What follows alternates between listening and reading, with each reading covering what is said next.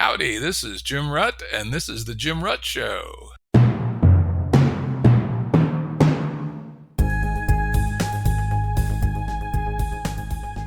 Listeners have asked us to provide pointers to some of the resources we talk about on the show.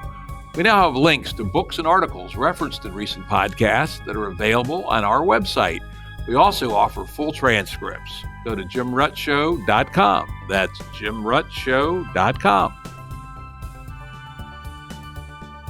Today's guest is Gary Marcus, author of the recent book, Rebooting AI. Thrilled to be here, Jim. Hey, great to have you. Gary's the founder and CEO of Robustness AI, a new company with the goal to make robots smart, collaborative, robust, safe, flexible, and genuinely autonomous.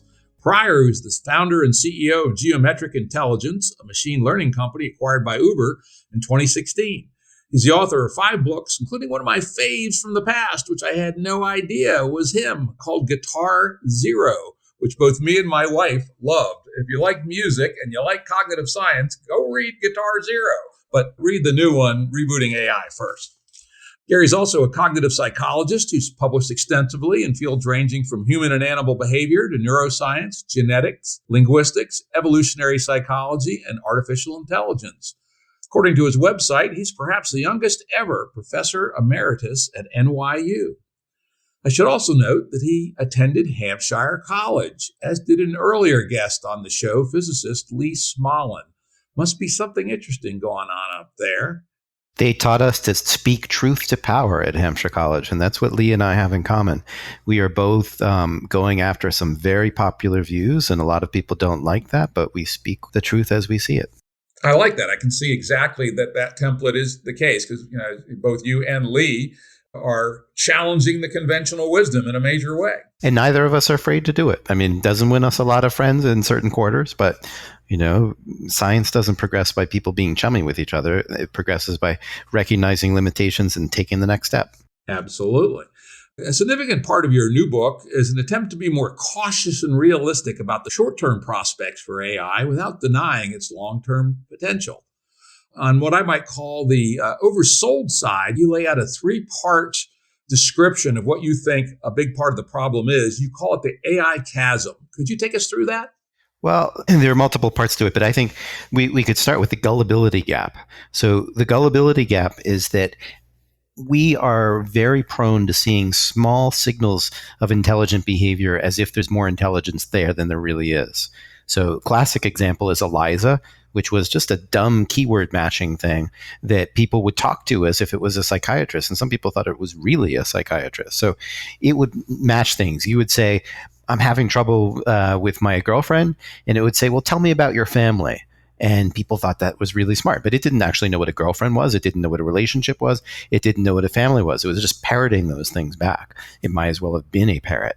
And lots of people thought that it was smart. So they're gullible. They see a small sample of what looks like intelligence. Our brains didn't evolve to say, hey, that person's intelligent and that's really just a machine, and just get suckered in. Another example of that is there was a guy who was so trusting of his Tesla after it had driven him around for a few hours or a few days or whatever it was, that he thought it'd be okay to watch Harry Potter in the back. And we all know what happened to that person, right? They watched Harry Potter while their car drove for them, and it ran into a trailer that took a left turn on a highway, and the person was killed. So, it can be really dangerous to trust machines too much, but we have a strong tendency to do that. So the second thing that we talked about is the illusory progress gap. You see a little bit of progress on some piece of a problem, and you think that means that we've solved the whole problem. So you get some system that does a tiny bit of language, like it recognizes your request to turn off the lights. Alexa, turn off the lights. And you suddenly think, well, AI has solved the understanding problem.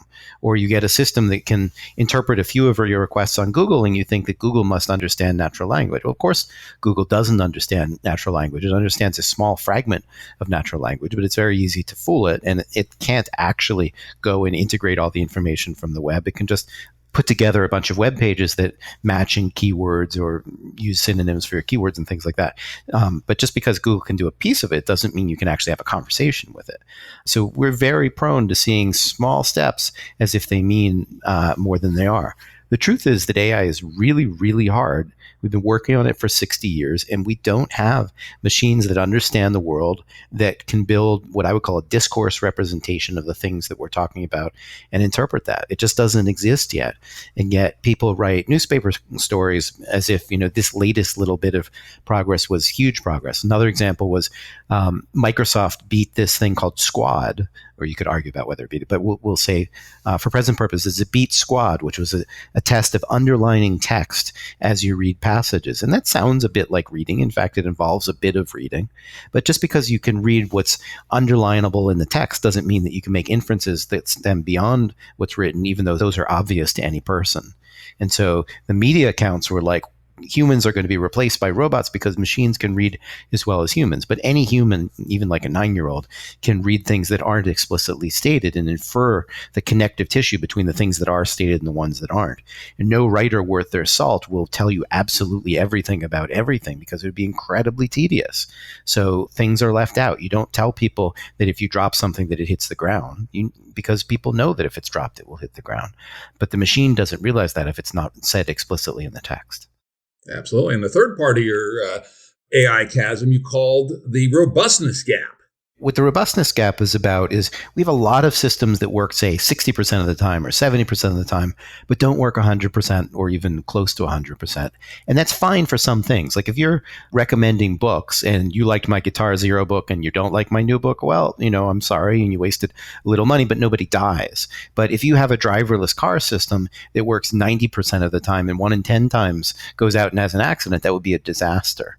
So there are many systems out there that work a little bit. I was just having an argument on Twitter with someone about a math system that's between, depending on how you count, 50 and 75% right. Well, it's idiotic to use a system that is 75% right when you've got a calculator that's 100% right. And if you're only 75% right, you're not really that robust. And if you're 50, then I don't even know why you're pretending that you can do math at all. They might as well use a coin almost. Yeah, the robustness question is obviously hugely important and speaks to, what I think within the popular imagination is the most significant salient application of AI, which is self-driving cars. I actually looked this up, and it's useful to keep in mind that the number of miles you'd have to drive to kill somebody with a human driver, and that includes a drunk one, a sleeping one, and one that just had an argument with its girlfriend, is 10 million miles. I think the average is 1 in 134 million is the average. I mean, of course, it can happen your first day of driving, but I think it's on average 130. Yeah. But even if it were 10 million, 1 in 10 million, it would still be much, much more reliable than your smartest driverless car, which is probably a Waymo. Look the published statistics. And what those statistics say is that driverless cars need an intervention about 1 in every 10,000 miles. That's, many orders of magnitude away from the human safety statistic for fatalities. Yeah, and I remember at the time I looked this up, the total number of miles by Waymo was less than 10 million, right? So I go, okay, no wonder it hadn't killed anybody, right? Right, so you're raising or making a good second point, which is we don't even have the right number of miles to even begin to think that we've achieved reliability. So if you had 1 million accident-free miles, that still wouldn't really be anywhere near big enough sample to establish with certainty that you were as safe or safer than people. And I was making a second point, which is the reality is that these cars need human help every 10,000 miles, or on average, 1 in 10,000 miles. That's the best in breed. And that's just not good enough for what we call level 5 autonomy, where I pick you up at point A, take you to point B, the way that an Uber works. So, people sometimes like to make fun of Uber drivers, but Uber drivers are way safer, way more reliable, require less help, human-driven Uber cars than do your average human. I mean, your average driverless car. Excuse me. I did a quick look up, and we were both wrong about the actual human kill rate, which is 1.25 deaths per 100 million vehicle miles. So that would be about 1 in every 75 million miles, something like that. So, but it's still probably still a bigger number than all the miles driven by all the self-driving cars.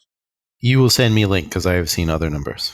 Yeah, this one's from it's from Wikipedia. Maybe it isn't that good, but quoting the National Safety Council, using methodology that differs. Well, anyway, it's in the same ballpark, 100 million, plus or minus. 100 million is what I usually hear. Yeah, and doubtful, I don't know the current number, but I wonder if the total number of miles driven by all the cars not under human intervention amounts to 100 million yet. Don't know. Another way you've stated this problem is that, in a word, current AI is narrow. It works for particular tasks it's programmed for, but when it encounters something that's even a little bit different, it doesn't know what to do. My friend Ben Gertzel likes to give the example that AlphaGo, as amazing as it was, trained on a 19 by 19 board, if you put it on an 18 by 18 board, it wouldn't play very well. If you asked it to play checkers, it couldn't play at all. That's right. We use that example in Rebooting AI as well of playing on a different board, and we riff on it. So AlphaGo doesn't, for example, even know that there is a board with stones on it. It doesn't actually have the ability to recognize stones in different lighting conditions the way any Go player would be. It doesn't know how to pick up the stones. It doesn't understand that stones on a board are a metaphor for territory and human battles or whatever. It really just knows about that grid of that size, and that's all it knows about. And you could retrain it to play on 18 by 18, but you'd need it to play another 30 million games. Absolutely. We'll get to the 30 million also later, which I consider to be a big hole in the current approaches. Getting back to where you were first going, it seems to me that an awful lot of the difference between current AIs and how humans or even our dogs deal with the world is we have context and world models. Mm-hmm. Here's a quote from your book. Even a young child encountering a cheese grater for the first time can figure out why it has holes with sharp edges, which parts allow cheese to drop through, which parts you grasp with your fingers, and so on. But no existing AI can properly understand how the shape of an object is related to its function. And all that's got to be driven by world models, psychological physics, all kinds of stuff. Does that make sense to you? I mean, that's exactly what we're arguing is that the current neural networks, they learn a lot about statistics, but they don't really build a model of the world. So you can have a conversation, or not have a conversation, but test the language abilities of this thing called GPT-2, which is one of the most powerful language models right now, over at talktotransformer.com. And if you type in questions of the form, here's a sentence, and then you fill in the blanks, you get really bizarre answers that show that even though it knows the statistics of what's going on, it doesn't actually understand what's going on. I was just going to see if I could quickly pull up an example of the kind of thing I was playing around with the other day. A water bottle breaks and all the water comes out, leaving. And, what kind of answer do you expect? Like, well, if all the water is out, you should have roughly 0. But it says roughly, in one example, 200 gallons of water. Like, no water bottle in the real world leaves 200 gallons of water, after it's broken. Or here's another example from the same thing. Water bottle breaks and all the water comes out, leaving roughly ... And it says 6 to 8 drops of beer. Well, that's funny, but it doesn't show that the system actually understands that when the water comes out of the bottle, you basically have an empty bottle. And there's just millions of examples of this sort. And that's frankly what I would expect from something like deep learning, which is essentially a very large structure for capturing statistical regularities. And that's something different than what we might call artificial general intelligence. Maybe even before we get to artificial general intelligence, just to emphasize your last point, a step to artificial intelligence is you see what's going on in the world with your sensors, which might be cameras or people type things in or whatever. And what you're trying to do is to build a model of what's going on right now. So your listeners, for example, have a model that we have two people that are talking to each other. You may not know exactly where they are, but you can, if you're a listener, you, in your model, for example, think that they're both English speakers, they're both knowledgeable about machine learning, they're both opinionated. And so you're building up some view of what's going on, and then you use that in order to interpret the next thing that goes on. Well, that cumulative process, the model building process, is one of the fundamental things that AI just hasn't solved yet, and deep learning in particular doesn't really solve. So it evades it by having large amounts of statistics, and sometimes that tricks people, but that also leads to the lack of robustness that we're talking about. I would argue you can't possibly get to a general intelligence if you don't have that process of cumulative model building as one of the core things that you do. Yeah, that seems very reasonable to me. It seems reasonable to you, but it's been very hard for me to get the field to engage in that. So you have a lot of people that are working on deep learning. They're extremely well paid. They're excited about what they're doing. And they're not really familiar with the literature on cognitive psychology, which is about cognitive model building, and people just don't really appreciate that point. So, Jeff Hinton is saying you shouldn't listen to Gary Marcus because he thinks that neural networks don't understand. But look at Google Translate; it understands. And the thing is that Google Translate does not have a deep understanding of what's going on. It does not build up the kind of model that we're talking about. So you could feed it in a passage from Harry Potter. It might translate it by looking at the statistics of how this phrase connects to this other phrase. But if you asked it at the end, what happened in this scene, it doesn't know where to start, because it's not building up an interpretation of, this person wound up in this room and they had a magic wand or whatever it is that they did. It's just doing a kind of like China, the old Searle Chinese room thing. It's just matching little pieces together. It's not constructing these cumulative models of the narrative that it's interpreting in just the way that we were talking about. And the field does not want to engage in that issue. And so it's kind of a little bit delusional about how much progress. It goes back to the illusory progress thing. Just because you can do machine translation doesn't mean that you have a system that can interpret a narrative. Yeah, probably why it seems reasonable to me is since 2014, I've spent a considerable amount of time reading the cognitive science and cognitive neuroscience literature, and particularly focusing on the intersection between consciousness and cognition. So I have, a relatively rich understanding of these things, and I use that as my existence proof for artificial intelligence and compare other approaches to that. And so I can see where they're falling short. As an example, people in the deep learning side who are so insistent on deep learning uber alles, I had a chat one time with a guy named Jürgen Schmidhuber, who I'm sure is the name you're familiar with. And he kept saying just over and over that his LSTM version of deep learning was Turing complete, and then brushed aside any need for any other approach. Turing complete. Yeah, sometimes I feel like people in the field understand math a lot better than they do psychology, linguistics, the cognitive sciences more generally. So, it's not surprising that if you dig into those fields, you start to understand what the problem is about cognition. Whereas if your approach is purely mathematical, then you get very good at kind of moving the statistics around, but you don't necessarily learn what needs to be solved. If you think about consciousness or even just cognition in general, a lot of it is about constructing narratives, essentially, and internal models. And that's mostly not on the radar. To Schmidhuber's credit, he's actually got a paper about building internal models last year. That's an interesting paper. But by and large, the field does not engage in that set of issues and does not engage in the cognitive science literature in general. So it's not that these people aren't very, very bright. They're extremely good at what they do, but like the models that they make, they're narrow in a certain way. And I think that impedes progress to some extent. Yeah, and even though they're focused on the math side, which many of them are, I'd say that a rich understanding of the mathematics of learning ought to make you suspicious of one size fits all. Particularly, one of my very favorite results is the no free lunch theorem, which basically states that there is no best way to solve any problem or to search any database, and that any such general statement ought to be inadmissible without evidence from the domain in question. So that would be my response to someone who says, this technique is the answer, period.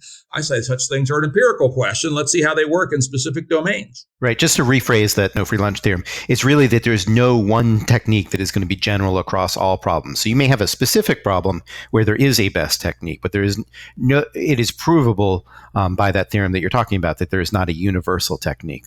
And so when a Schmidhuber or something like that says, well, I've got this universal technique, you should keep your hand on your wallet and realize it's actually going to be good for some problems and not others. What's interesting about human biology is that we have a lot of different mechanisms for solving many different problems that we've gotten over evolutionary time. Some of them are pretty good, and some of them have problems and so forth. But we have many different techniques. So observational learning, for example, is not the same thing as learning language or as calibrating what you're going to do with your hands as you catch a tennis ball. Yep. So we actually use multiple techniques. There isn't a one size fits all, as you're saying. And there's a long tradition in intellectual history of people kind of overreaching in that way. So, for example, behaviorism tried to capture all of psychology in a single set of equations. And some of what it said is true, like we're all motivated by reward. But the fact that we're motivated by reward doesn't give you any of the nuance, for example, about how we do physical reasoning to understand whether something's going to tip over. You're absolutely right. There is, for many people, a tendency towards looking for one answer. And it's fact why I often say that once I get to know somebody with some intellectual depth in the sciences, I make a determination. Do they understand the no free lunch theorem or don't they? And I would say it's about 75% they do not. Yeah, well, the related point, I agree with you. I think it's a good litmus test. The related point is if you don't know it, then you tend not to appreciate the value of nativism. So everybody appreciates that learning is part of how we get to be who we are. We acquire a lot of information from culture. But one implication of the no free lunch theorem is that having innate priors for particular kinds of problems, innate knowledge about particular kinds of problems can be really helpful. So if you were not born knowing that there were persisting objects in the world and you just had a lot of kind of sense perception, it would take a long time to figure out from all those correlations that objects are even things to look at. And so people that really appreciate the no free lunch theorem, I think, are often much more receptive to there being some kind of nativism in biology. And I would argue that AI is not going to proceed until we similarly allow some innateness in there. And a lot of people don't want it. I know, it seems very weird. They think that from very basic first principles, we can solve the world. And maybe they can, but it doesn't seem to be the way it's been solved previously. And I like the example you give, actually, of objects. Objects are core to the work I do on the intersection between attention and consciousness. And from my digging around the literature, it seems clear to me that objects are pretty damn innate, right? You cannot look at the world without having it chopped up into objects for you. And that seems to happen at a very young age. I mean, we can't absolutely prove this, but it seems very, very likely. I like to, humans don't like to think that humans have innate stuff in it.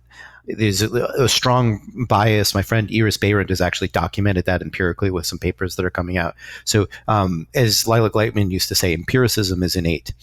Believing that we don't have anything built in is a weird innate bit about human psychology. But if I show you a picture of a baby ibex climbing down the side of a mountain a few hours after its birth, there's just no coherent way to do that other than to think that baby ibex already understands that there is a three-dimensional geometry to the world that relates to constituent parts of the things that it's traversing. Like, you have to assume that, or else you just can't explain what the behavior is. You can't say that in 180 minutes of experience that the baby ibex has learned all this stuff about objects in three-dimensional geometry. It just does not make any sense. It's funny that you mentioned the ibex, because what I use as my model animal for my conscious cognition work is the white-tailed deer. And why did I choose that? I've been a deer hunter for 50 years, so I have a fair amount of theory of mind about how deer behave from the time they're born to the time they're, the top buck in a woods. And I find that to be very, very useful way to think about problems of this sort, because you're exactly right. A white-tailed deer is up and running within 2 hours and is clearly navigating a complex object-filled space that if it didn't understand it, it'd be running into trees all the time, right? And then, systems that can actually navigate trees, like Skydio's drones, they have a lot of innate structure in order to help them recognize that. Yep. They don't learn that from scratch. Yep. And we'll go back to later when we talk about hybrid systems, about how perhaps sub-symbolic neural net approaches may conform, at least approximately, to our perceptual and the higher end of perceptual object recognition systems in a hybrid architecture. That's something we'll get to later. Another problem I see with neural nets, I think you pointed this out as well, is the very large number of examples that these systems so far have had to get any reasonable level of confidence. Probably the world's best chess player has played maybe 50,000 or 100,000 games as compared to the hundreds of millions that these self-learning AIs have to have. And let me give you an example from my own personal history that really kicked my interest in this small learning set size and got me hooked up with Josh Tenenbaum up at MIT. And I've chatted a fair amount about this problem. Is one of my hobbies since I was a kid was war games. I've been playing war games since I was 10 years old, which is 55 years ago, starting with the old Avalon Hill cardboard pieces on maps kind of thing, and played everything up to the current state-of-the-art computerized games. And anyway, about 2014, right when I was getting interested in cognitive science, cognitive neuroscience, and AGI, I started to learn a new game called Advanced Tactics Gold, which Approaches. For people who are old-timey, turn-based strategy war game players, this is like the ultimate game, damn close to it. It's huge. It has every aspect. It's got sort of a rudimentary politics, economics, all kinds of different military units that you can mix and match. And I did just a very rough calculation and decided that it had a branching rate per turn on the order of 10 to the 60th. Compare that to checkers, which is 3 or 4, chess maybe 30, and Go maybe 250. Advanced Tactics Gold was 10 to the 60th, so way higher search space than these other games. And sure enough, when I played it the first time, it kicked my butt really badly. I mean, it was humiliating. The next 3 times, it beat me easily. Then we had 2 games that were pretty good struggles. And then game 7, I beat it. And I've never lost again. I probably played it 100 times.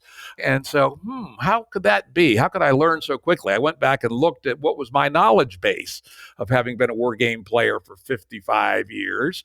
And I estimated that I'd perhaps played 2,500 games to completion across maybe 200 titles. That's not a lot, 2,500 games. I'd also perhaps read 200 books on military history and strategy. So what seems like, not a whole lot of input, 200 books is just a few seconds of download today on a fast computer, and 2,500 games isn't very many. But I was able to beat a state-of-the-art 10 to the 60th branching rate game after 7 tries. How did I do that? That question has been nagging at me ever since. And that's just a qualitatively different approach than these brute force deep learning approaches. Well, I mean, I don't know anything about the particulars of the system that you were playing, but I would say that human beings have a lot of concepts like notion of evolving an economy or notion of, say, splitting forces or flanking opposing forces, and that those concepts are often very helpful. Or the OODA loop, orient, I forget the second O, decide and act. Observe, decide, and act. Yeah, though in this case, since it's not real time, OODA loops apply in real time games for sure, but not really in turn-based games. But certainly the other things definitely do. Turns out that the basics of strategy and tactics happen to work in this game. And I had induced strategy and tactics from playing 2,500 games and reading 200 books, which is relatively a small amount of input to have been able to produce those models and principles and apply them in a complex setting. So I don't know the specific game that you're talking about, but there are lots of general concepts that humans have that you can start to apply quickly, whereas most of the current best systems are fundamentally just learning about contingencies. They don't have a lot of abstraction there. So if you're in a game where there's a limited number of possibilities, and it can be a pretty broad limit, and you've got enough data, you can kind of graph out a space and interpolate between the cases that you've done if you're a machine. If you're a person, you're using concepts like, I'm going to divide the other person's forces, or I'm going to flank them in this way, or maybe use the OODA loop of orient, observe, decide, act. There are lots of conceptual frameworks that you can bring to a war game or to kind of any problem in the world. The narrower it is, the easier it is to use brute force. The more that your options percolate, the more that you need some grasp of what's actually going on in order to perform well. Yeah, in fact, I refer to that in my own work as heuristics induction. In a game with branching of 10 to the 60th per turn, there's no way you can do anything like deep learning, reinforcement learning to try to learn that problem space. You have to create some heuristics. And how do you create the heuristics? By some form of induction. I wish I knew how that was done by us humans. Well, the other thing that you did that a current machine cannot actually do is to read a book. So people forget that current AI systems are essentially illiterate. DeepMind showed off that they, quote, mastered Go without human knowledge, which is not actually correct. There was some human knowledge there. We could talk about it.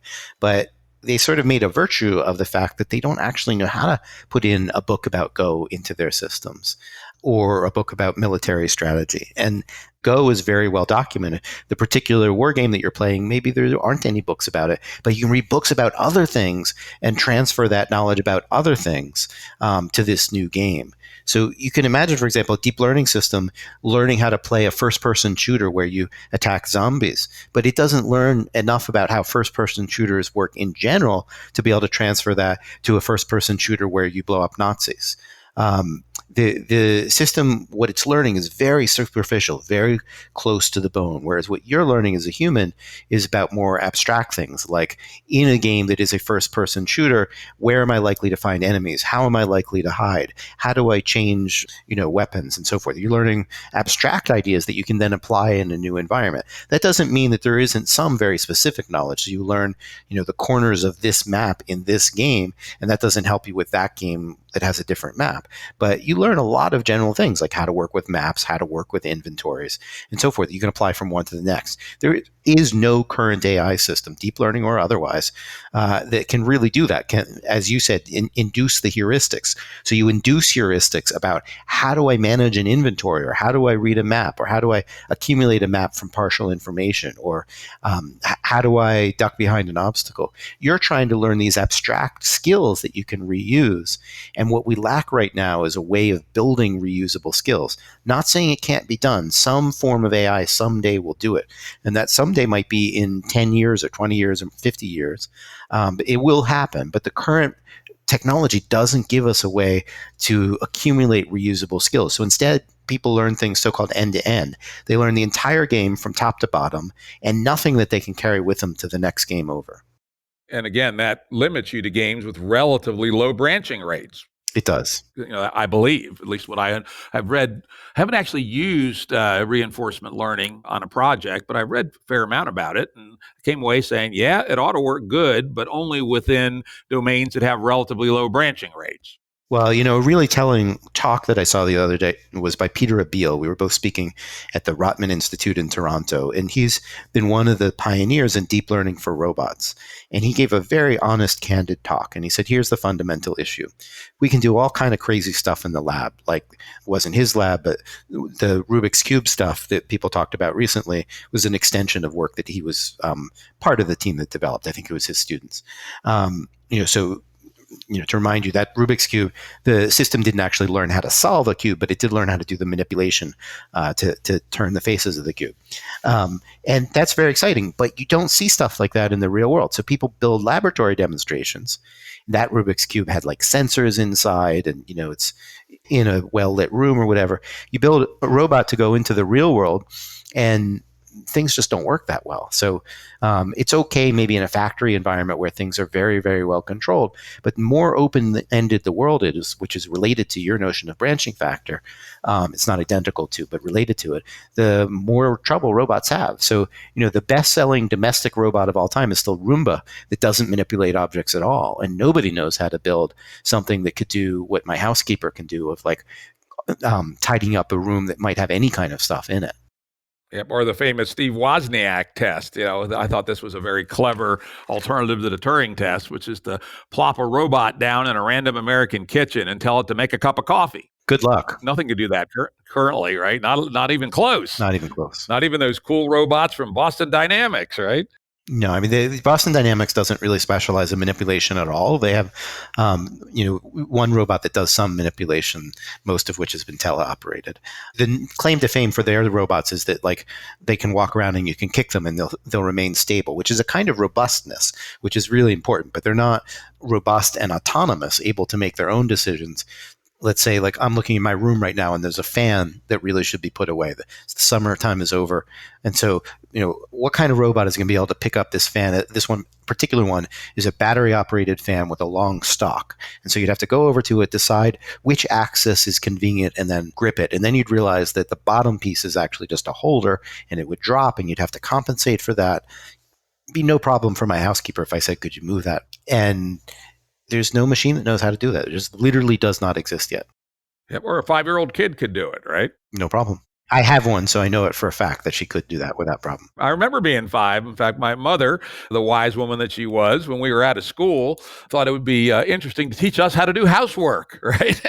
and so just like Tom Sawyer, at 5 years old, you're interested in learning anything, right? So we learned how to clean a house, how to clean a bathroom, how to straighten up, all that stuff. Show me the robot that can whitewash a fence. I will be impressed. Exactly. Now, we touched on this in passing, but I want to hop back to it, which gets to my mind, which damn close to the meat of the matter of the next big step. I mean, heuristic induction is a really big one, but another one is what you call, I think, and what I call real language understanding. It seems like untruly understanding language is a great bottleneck to further progress in the kinds of general purpose AIs that we've been talking about. In fact, you gave a nice example, which was AI programs that could automatically synthesize the vast medical literature would be a true revolution. Computers that could read as well as PhD students, but with raw computational horsepower of Google, would revolutionize science too. But we're not even close to that. Hell, we don't even have convincing chatbots. I tried a few, supposedly the top ones, and they're not even close. They wouldn't fool me for 2 minutes, let alone 20 minutes. What do you think the issues are around real language understanding and what real language understanding is and what we might see there in the future? So we've been trying to coin a phrase of deep understanding to distinguish between deep learning. So you could say that there's a shallow understanding in systems now, right? So Alexa can understand particular requests, or you could feed into this GPT-2 system. And if you're talking about, I don't know, baseball, it'll come back with baseball-related terms. Or if you talk to it about chairs, it'll come back with terms that are chairs. So you could say there's a superficial understanding, but there's not a deep understanding. There's no way that the system understands that chairs are for sitting on, or if you took away one of the legs, the chair might fall over, and so it wouldn't be as good a chair to sit on. So there are a couple of things that are missing. One we already talked about is these cumulative models of the world. That's what language is about, is I build in your head a model of something, and then you kind of check your model against mine, or you elaborate it. That whole process is missing. And then common sense is missing. So one of the ways that we can do this, that I can tell you, could you move that chair over there, is because you know what a chair does and what it's for. So you know a reasonable orientation for that chair is with the flat surface up so that somebody could sit on it, and that spinning it upside down so that they would have to sit between the feet of the chair is not a reasonable thing, because that doesn't accommodate the way that people's butts work. And so you know something about how the world works, and you integrate that with a model of the things that we're talking about. And that's what language is about. And that none of that's really there yet. So I'm going to hop ahead on my questions list because you opened up something that's interesting, which is common sense, or knowledge engineering, as we used to call it, good old-fashioned AI, where knowledge engineers, or the closest approximation we had, graduate students who would create representations of knowledge or common sense within some domain. And then we've had some larger scale projects like Cyc and ConceptNet. And yet none of that seems to have really gotten the kind of traction that we need. Any thoughts on why not? And is there something like the kind of brute force way to extract common sense that deep learning has been able to extract statistical regularities? Well, there's a whole lot of different questions there, so I may lose some, but I'll start with Cyc. Cyc is to my knowledge, the biggest knowledge engineering project of all time, although there might be some medical taxonomies that are in some ways similar in scope. And what Doug Lenat tried to do, and is in fact still trying to do, is to codify much of the world's knowledge in a machine interpretable form. I think that the specifics of how he did it maybe aren't quite what we would do today. So he did it very much in formal, logical terms. And that may or may not be flexible enough. So some things that people would emphasize now would be uncertainty, probability, distributions. So when I know about chairs, I don't just know some formal things about them, but I know kind of the distribution of chairs that I've seen before and what their properties are. That kind of stuff I believe is not represented in there. I think as a system, one of the issues that it has is there's actually not a lot of natural language interface. It's mostly the formal logic part. And it's possible that taking Lenat's reasoning system in conjunction with a good natural language interface might actually be very useful. Because that doesn't exist, I think it limits the utility of what he's got. Generally, it's regarded as a failure. I'm not sure that's actually the right interpretation. It might be that he solved a piece of the problem, but since he hasn't solved the whole problem, it's not very commercial, and then people infer falsely that because he hasn't solved the whole problem, been a commercial success, that there's no value there, and that may not be correct. As I'm implying, I would do it differently nowadays. I would have a lot more representation of uncertainty. But he's got pretty good arguments that you do want the power of a formal logic and not just a first order logic. You want to be able to represent things like, I believe that you think that such and such is going on. And that requires fairly sophisticated logic. There's no formal argument out there that he's wrong. There's a lot of people who are allergic to what he did, but none of them, so far as I know, have a serious alternative. Maybe the closest alternative is some of the work that Yejin Choi has been doing recently at University of Washington and the Allen Institute for AI. I think it's very interesting, but it's not as stable and robust in drawing an inference as Lennet's stuff. And, you know, there's probably room for both. And ultimately, I think you want to do some learning stuff like Choi is trying to do. And you want to have the formal logical reasoning abilities that Lennet emphasized. And you need to bring these together in some fashion. Interesting. I've also wondered about Cyc. It's been out there for, 20, 30 years, and I've sort of seen it out the corner of my eye, but I've never done a deep dive into it. The best currently publicly available thing is Lennet has a piece in Forbes, I believe, on making inferences about Romeo and Juliet that just came out earlier this year. And he actually walked me through some of it. And when it works, it's really impressive how much it can infer about like why certain characters took certain actions. What's unimpressive about it is there's a lot of it's sort of handwritten about Romeo and Juliet. So it doesn't really teach you how the knowledge would be acquired. There isn't really a natural language front end to it. But once that knowledge is represented there, it can make much more sophisticated inferences than anything else that's out there. And so, maybe it's been miscast, at least in people's minds. What it's really good at, I think, is making logical inferences about the nature of people and actions and their interaction with one another. Nobody else really has that right now. It's not an end-to-end system. And what people are trying to build now are systems that kind of go from pixels to action. And if we could get those to work, that would be great. But the reality is they're incredibly fragile. And we give in the book the example of the DeepMind Atari game system, a reinforcement learning system or deep reinforcement learning system that plays Atari games, and you read the original paper and it says it learns to break through the tunnel and have the paddle hits the ball through the wall and it does that ricocheting thing. But that's this illusion of progress and gullibility gap. Just because you see the machine and think that that's what it's doing doesn't mean that that's what the machine's actually doing. If you move the paddle up a few pixels, as Vicarious did in a really cool paper, then you see the system doesn't actually understand anything at all. It doesn't really understand that there's a ricochet technique. When the paddle is moved a few pixels from all these memorized positions, the system just makes mistakes left and right. Well, that's how reinforcement learning works, right? It just basically takes one step after the other, and then it figures out at the end, was there a payoff? And then it upvotes all those links that led to a payoff at the end. So that's what you'd expect. And if you have enough data relative to, let's say, a particular level in a video game, it can play that game better than a human. But that doesn't mean that it can play the next level. And you could think of this demo as kind of another level. Okay, we will, in level 2, the battle will be in a different place. And it's at a loss. It has to start over to learn that new level. It doesn't have, emphasizing something I said earlier, transferable knowledge about what a wall is or the kind of physics of that game. It just has this narrow knowledge about contingencies within this level. If you play enough times, you can get contingencies for anything. But the question is, what do you do when the world changes? Yeah, if the world's small enough, you can do that. If the world's small enough. That's right. And it is, you've made this point in a different way, talking about branching factors and so forth. And we've been talking about narrowness. If the world is potentially complex enough, that suddenly is not the right tool for you to use. And so there's been a lot of work on that line, and maybe something will come out of it. There hasn't been a lot of commercial application so far. And whether or not people come up with a cool commercial application for it, it's really not the solution for AI in the open-ended world. It's just not well suited to that. Let's finish off on the Cyc ConceptNet area. And I think I asked a kind of ill-formed question, but I'm going to try to form it better. Do you have any thoughts on how a next step in AI research might be able to extract common sense knowledge from the real world in something like a symbolic form, at least analogously to the way deep learning extracts its statistical patterns from example sets?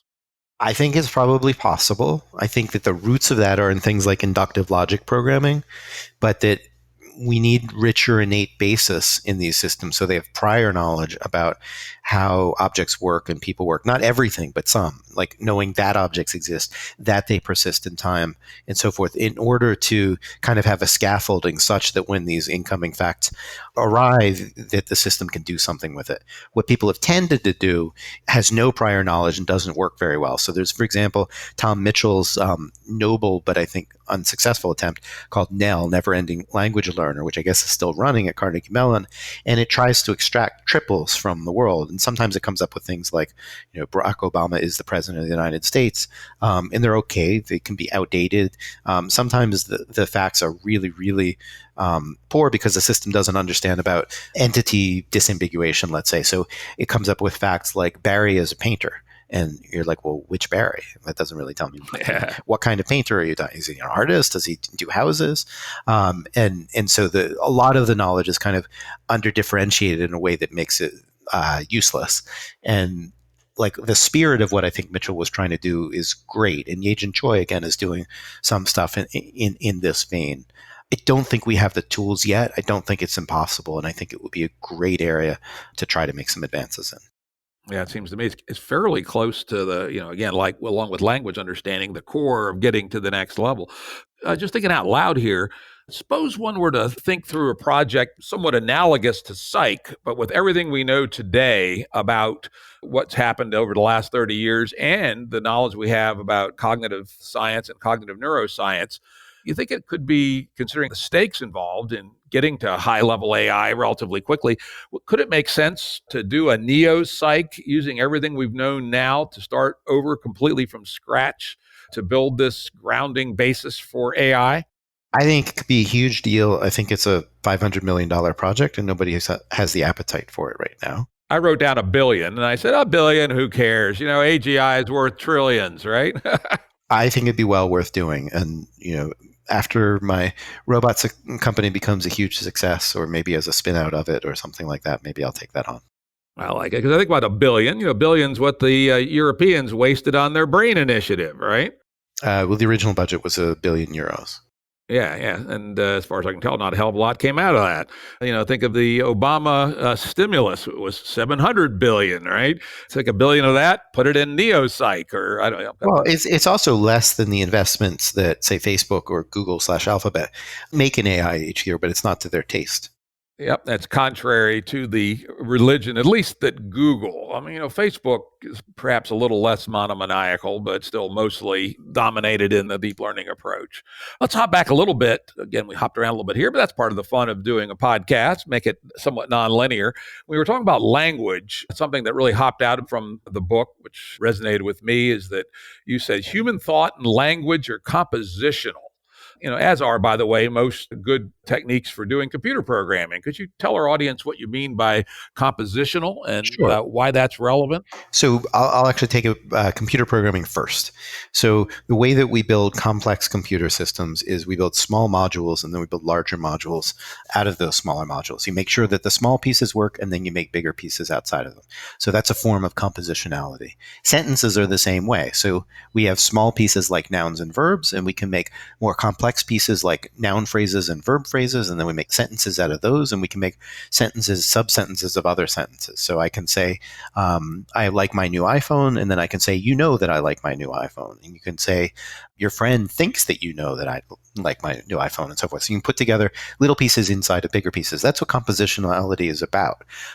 For the most part, the current approaches don't really do that. They look at all the words in a sentence before and after and try to find other sentences that have similar vocabulary in them, and similar is a kind of complex notion in these systems, but they don't really look at structure in that way. So they don't come back to you and say that, this clause is about somebody's intention and this other clause is about their perspective on that intention, and we're going to put it together in order to make this statement about the world, and we're going to derive this cumulative description of what's going on. That just isn't really part of the current workflow in AI. There has been work on that kind of thing historically, but right now, because deep learning is making better short-term results, people are focusing there, and I think losing sight of compositionality as really the core thing we're trying to come up with. And, to make a distinction for the audience, there's historically been a divide between symbolic AI and sub-symbolic AI, which deep learning and neural nets are the primary example. And historically, symbolic AI has been compositional, or at least in theory could be, while mostly sub-symbolic has not been compositional. The only thing I would add to that is that the distinction itself is confused. So every neural network that I know has, for example, output nodes that are, in fact, symbols. And so nobody's been ever that clear to me about what sub-symbols really mean. But it is true that they try to make do without certain kinds of representations like operations over variables and structured representations that any programming language from assembly language to Python takes for granted. And I think that in a way they're kind of tying their hands behind their back, taking away one of the most valuable discoveries in the history of humanity, which is how to write computer programs compositionally. Yep. And that was relatively recent. Hell, I'm old enough that I remember when people wrote these horrifying, in fact, I did some myself, these horrifying 1,500-line Fortran programs that were just ugly bags of spaghetti, right? Yeah, I used to write in BASIC with all these go-to lines that it was completely not modular. It was a mess. It was hard to debug, and it was hard for someone else to understand your code if they looked at it later because it was not sufficiently modular. It was not. Even those programs, though, you have to say were compositional in the sense that even a line of BASIC code, if A equals B, is still a symbolic system. It wasn't a very well structured symbolic system. So, there's symbols at the level of your basic operations, and even BASIC or Fortran or whatever is completely symbolic in that sense. And deep learning systems, for the most part, don't allow that in. And you have people like Jeff Hinton trying to say, don't go there, don't look at that kind of stuff. It's evil, it's old fashioned, don't touch it. But all of the world's computer programs are built on this kind of stuff. And then the more sophisticated stuff, anything that any reputable software engineer would write now, is compositional at a very high level. So you build modules on top of modules, and you have inheritance and all these kinds of stuff. It's very much from the symbol manipulating tradition. And then you're going to talk about, before you do that, though, you're going to talk about how human language is compositional. Let me do a little sidebar on something I've stumbled across recently. I'm not sure I understood it well enough to say this accurately, so I'll lay it out to you, get your comments. And that's some of the newer forms of neural networks, particularly graph neural nets and their closely related message passing neural nets, seem to have some aspects of compositionality to them, or at least they act upon compositional components. They're better. So the graph networks have a graph structure, which is from straight symbol manipulation.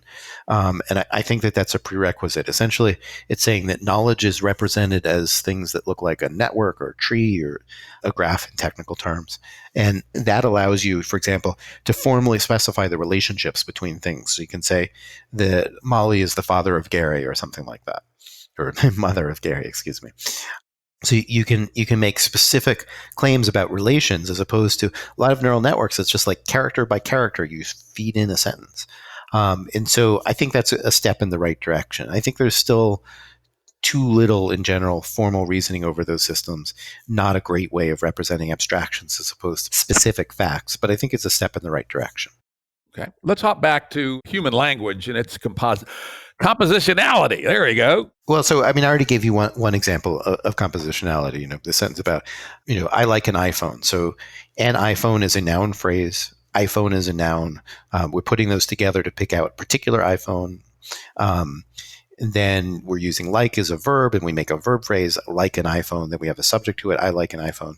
And then we can make that whole clause part of another sentence. So I can say, you know that I like an iPhone. And so you as a noun, know as a verb. And then we have this whole clause that represents an idea, a proposition, as some people would call it, of I like an iPhone. And so we have a whole set of verbs that are what we call propositional attitudes. So you know that I like an iPhone, or you deny that I like an iPhone, or you doubt that I like an iPhone. You have all of these different possibilities. Compositionality is about the whole being computed from the parts.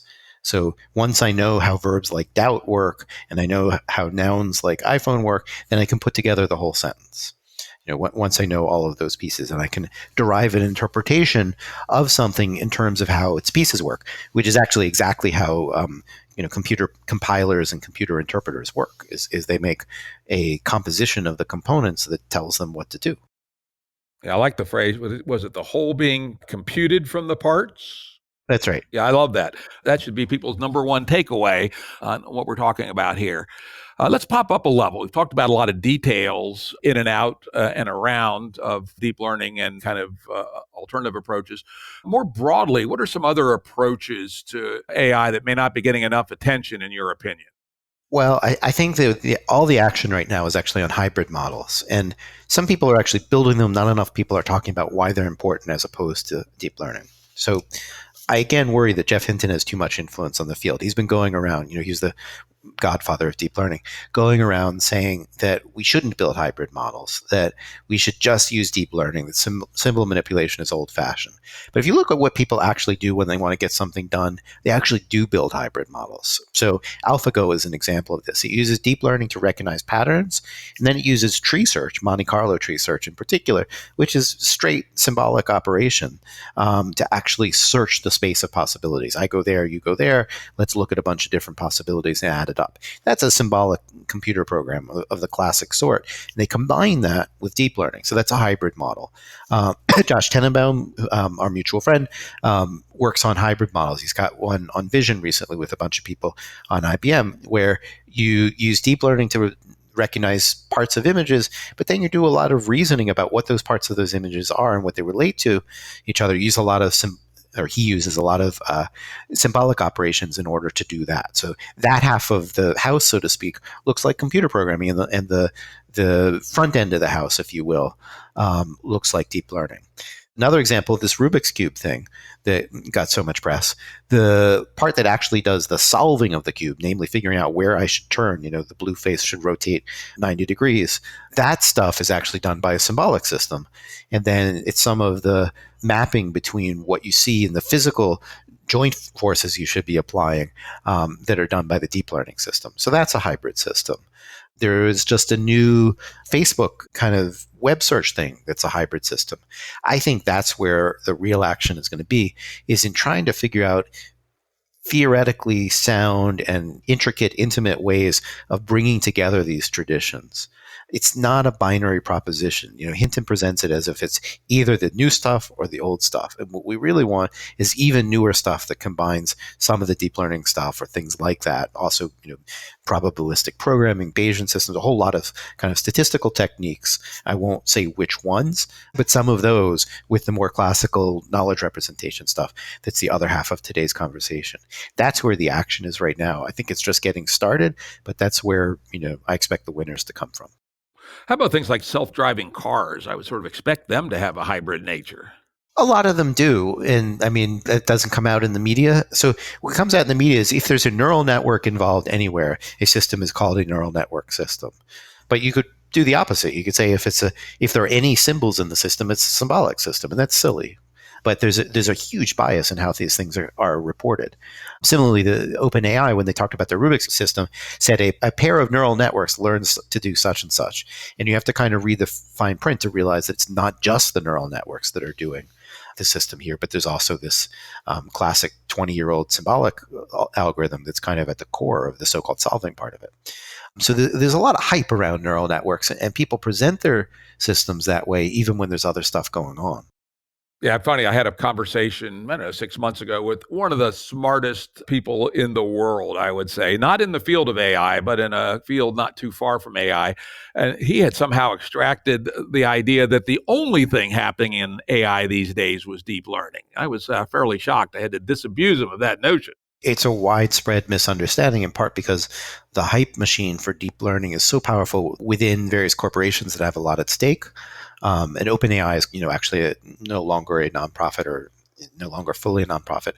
So that fits under that umbrella. So Zach Lipton called it weapons grade PR. So you have a lot of weapons grade PR behind neural networks. And it's a nice story to tell the media about, hey, these are like brains and they work great, but they're not really that much like brains. And it turns out you need other systems to kind of prop them up and so forth. But that's a more complicated story, and people aren't as receptive to it. What about evolutionary approaches? That happens to be something dear to my heart. My deepest grounding in a scientific field is evolutionary computing. And as early as 2001, I did some work with evolutionary neural nets and other evolutionary approaches to building game-playing agents. What's going on in evolutionary AI these days? I think it has a lot of potential, but it hasn't succeeded. And my take on it is because everybody's trying to recapitulate the period between the beginning of life and getting to, dog cognition. And what they want is not dog cognition. They really want human cognition. But starting from pre-bacterium isn't going to get there. So you start with systems that are total blank slates. They don't have the equivalent of a genetic basis of a vertebrate brain plan, for example. It took close to 1 billion years of evolution to get a vertebrate brain plan, It's a very hard-won evolutionary struggle, if I can anthropomorphize a little bit. And then things pick up in pace from there. But the AI systems that people build are like the bacteria or pre-bacteria level. And so you have a grad student work on it for a year, and at the end, they don't have that much to show for it because they've basically started from zero. The most interesting thing, in my view, and it's a little bit species chauvinist, but the most interesting thing that happened in evolution in the last few 100 million years is the evolution of people, because people have such a different niche from other creatures, and they have these amazing means of cultural transmission that, there are little dim reflections of in other primates. But there's really something special, and people have this language thing. But the whole thing didn't take that long to evolve, maximally 7 million years, and maybe as few as like a few 100,000. Well, why did it happen so fast? Is because the primate brain plan on which the human brain plan evolved was already incredibly sophisticated. So it already had color vision. It already had, very sophisticated obstacle avoidance, very sophisticated social cognition, maybe not as sophisticated as ours, but still pretty sophisticated. And so if you evolve from a primate brain plan, you get all kinds of interesting things that happen. If you evolve from a bacterium, it's just going to take a long time. It's not impossible, but you need to have a lot of kind of lucky selections, or maybe not lucky, natural selection, very fit selections. You need a lot of them to get from point A to point B, which is why it took, so many hundreds of millions of years. Actually, it took longer than you think. Life's at least 3.5 billion years old, Right. And the vertebrate lines didn't really get rolling until the Cambrian explosion a mere 550 million years ago. Right. So the single cell and the colonial species were basically doing their thing for almost 3 billion years before That's right. And most of the work is recapitulating that 3 billion, and most of the interest would be in recapitulating the more recent 500 million. Yeah, and that goes to your earlier suggestion and hint that maybe the answer is building, these structures from which to let AIs work from, these databases of what is known about the world. Why have to learn all that stuff the hard way, right? Yeah, so I wrote a book about this called The Birth of the Mind, which was about how a small number of genes builds a complex brain. And the part of the basic takeaway was that, let's say, the vertebrate brain plan is a very complex library of self-assembling subroutines. And you need the library in order to get going. The reason that people can build a website in a day now is because you have huge libraries to draw on, lots of subroutines. And that's why we were able to evolve, or, not we, but natural selection was able to evolve people relatively quickly from a primate basis. There are a lot of subroutines and libraries in the genetic code that are really useful. Whereas if you look at a bacterium, there's just not that much of the library. There's some stuff for metabolism, but there's not a lot of stuff there for cognition. And so if you're working with that, you have to reinvent a lot. I think there's a good hint there on ways to move faster. One last area I want to ask you your thoughts about is the old field of cognitive architectures, things like SOAR and ACT-R, et cetera. Is there anything happening in those kinds of fields that might be relevant to the next big step? I mean, there's a lot of people still working on it. I think John Laird is maybe one of the biggest. He's at Michigan, and his stuff is worth looking at. I think that the general issue is, first of all, those things were mostly built originally for cognitive psychology rather than AI. The discussion right now is mostly around AI. Another issue in psychology is they might be true insofar as they go, but in a way they go too far. So they're compatible with a lot of different things. I think that's okay, but people are expecting that if I choose SOAR, then automatically, or ACT-R, or whatever, that gives me the answer to cognition, whereas it's kind of like a notation that could allow you to build a model of cognition rather than the full model of cognition. In terms of AI, they're not, as far as I know, all that practical right now. I think that the intuitions behind what those people are trying to do are good, though, and I think that there are lessons to be learned from looking at how they go about problems, like how do you train a person to fly an airplane or learn algebra? What are the steps that a person goes through?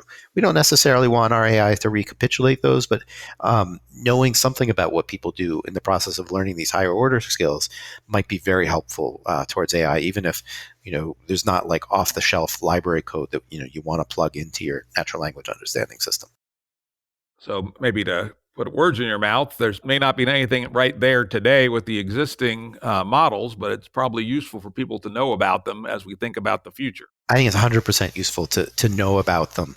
And it goes back to something else that we've been talking about, which is this kind of intellectual narrowness of just knowing, the math of gradient descent versus understanding the broader set of problems that people have tried to approach in cognition in order to recognize limitations and recognize avenues of attack and so forth. And really, rebooting AI is a cognitive scientist's or pair of cognitive scientists' perspective on what you might do in AI to move forward beyond the statistical techniques that have been well mastered but aren't sufficient.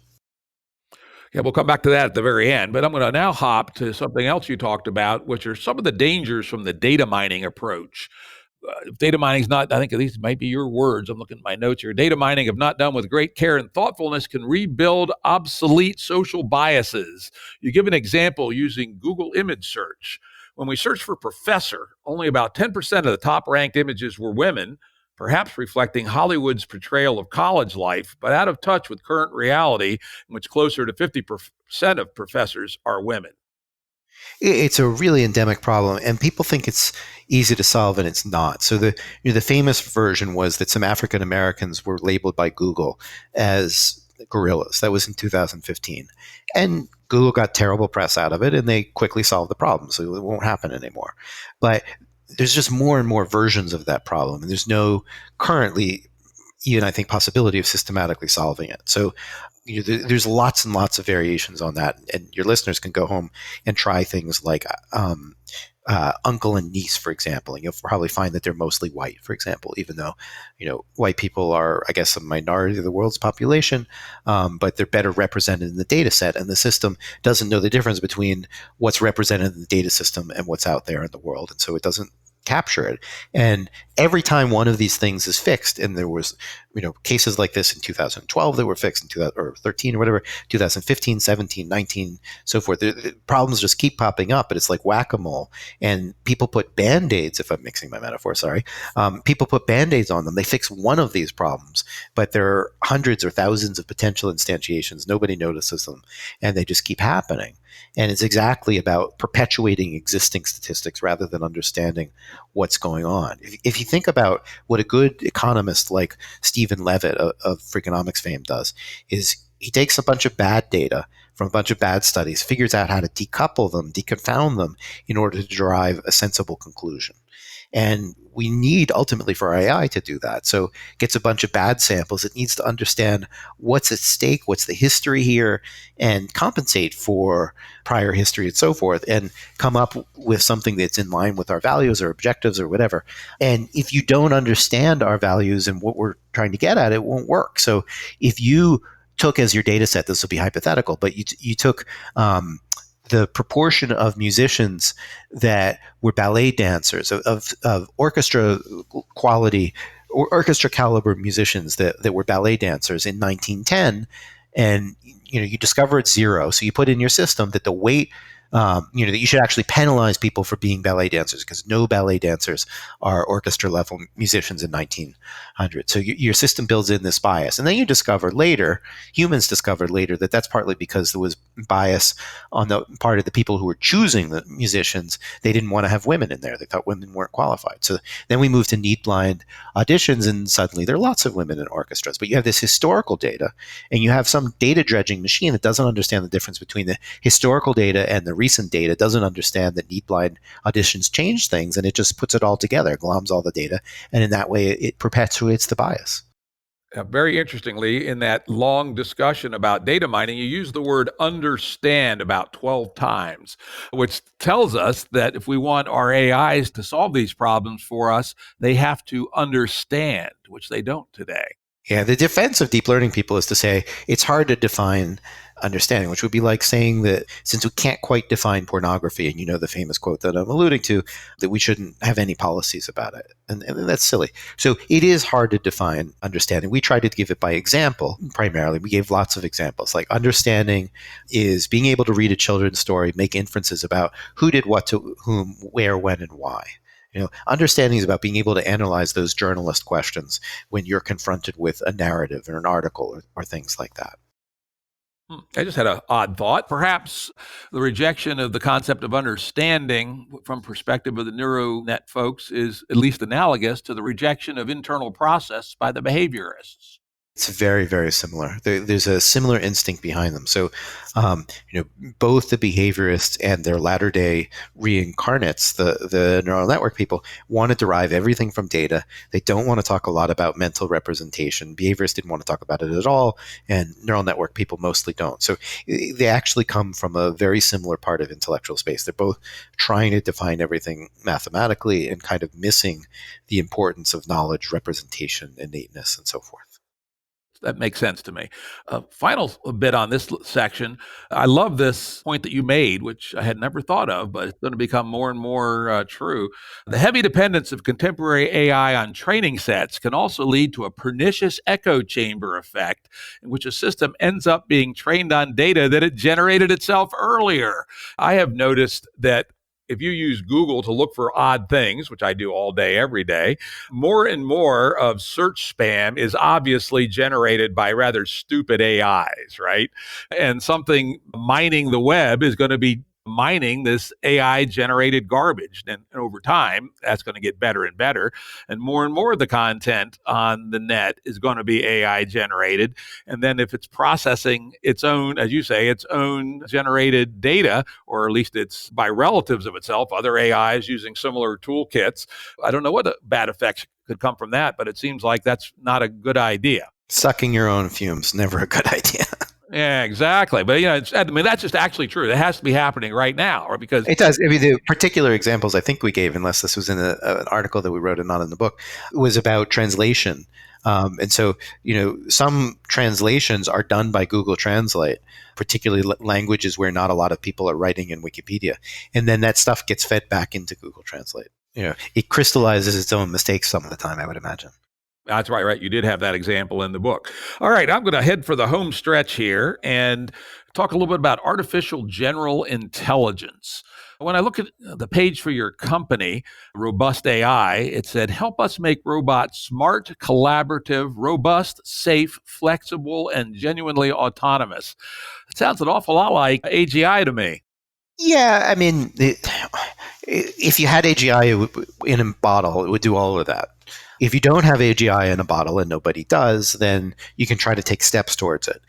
We're not promising that we're going to deliver AGI anytime soon. Of course, we'd like to position ourselves to, be able to help in that discovery. I think each of those criteria are steps towards AGI, or are metrics that could measure progress towards AGI. We're trying to find commercial cases that are steps along the way. We can't promise that we're going to solve all of it in a day, but if we can make robots that are noticeably more flexible than the robots that we have now and noticeably more reliable, then that's obviously going to really expand the scope of application of robotics. And right now, robots have to be in cages, or they have to be in very carefully defined environments. You have situations like the part of the big problem with the Tesla Model 3 is that Musk overestimated how easy it would be to get robots to work in production in complex assembly lines. So, when things aren't exactly the way that they were in your blueprint, and you have different kinds of objects in different kinds of places and so forth, current systems just aren't that good at it.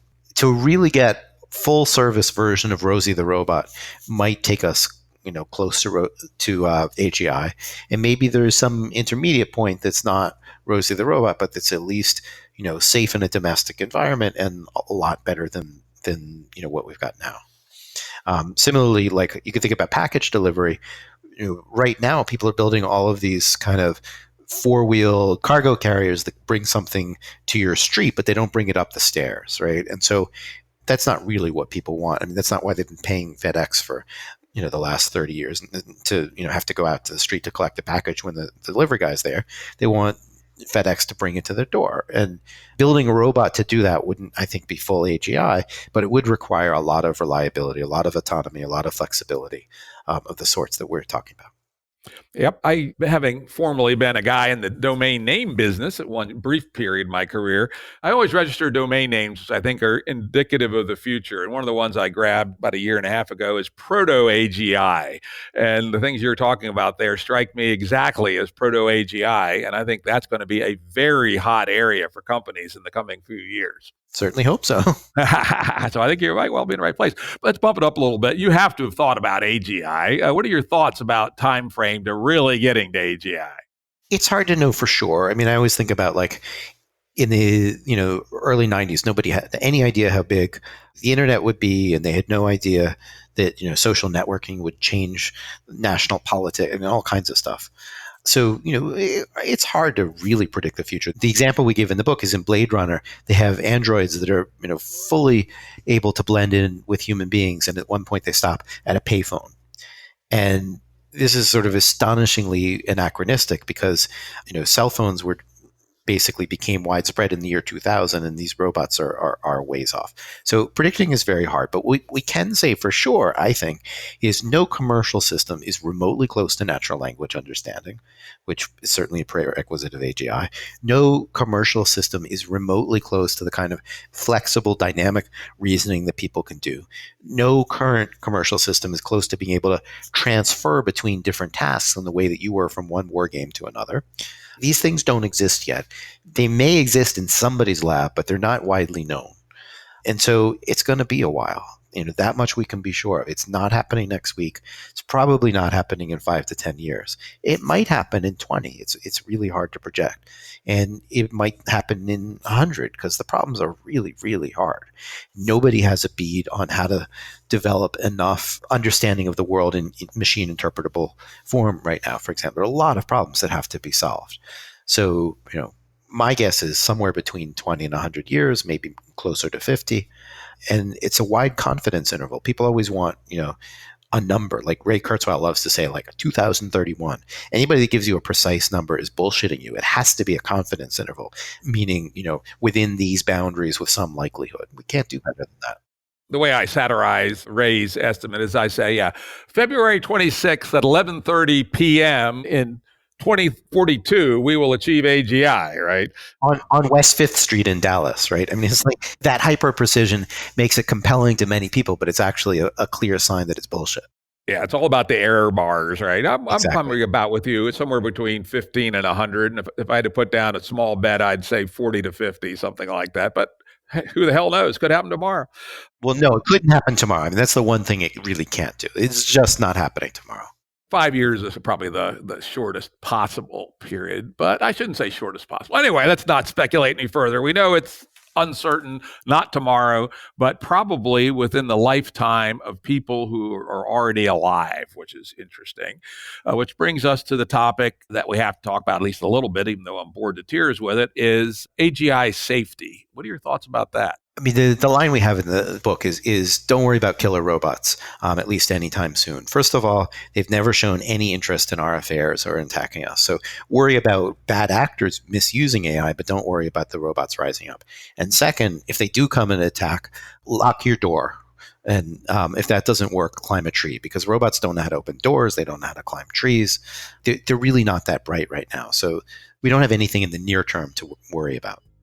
All righty, I think we will wrap it up. Unfortunately, we had lost some time with technical difficulties. I had about 3 or 4 more questions, but that's all right. This has been extraordinarily interesting, extraordinarily useful, and I would strongly encourage people that are interested in questions like this to go out and Gary's book. Gary had a co-author. Who was your co-author? Let's give him some credit, too. My co-author is Ernie Davis. He's a computer scientist at NYU, and 95% of the really cool examples in the book are his. All right, so Ernie and Gary's book, Rebooting AI. If you find this at all interesting, go read it. Thank you very much, Gary, for a wonderful conversation. Thank you very much. That was great. Production services and audio editing by Jared Janes Consulting. Music by Tom Muller at modernspacemusic.com.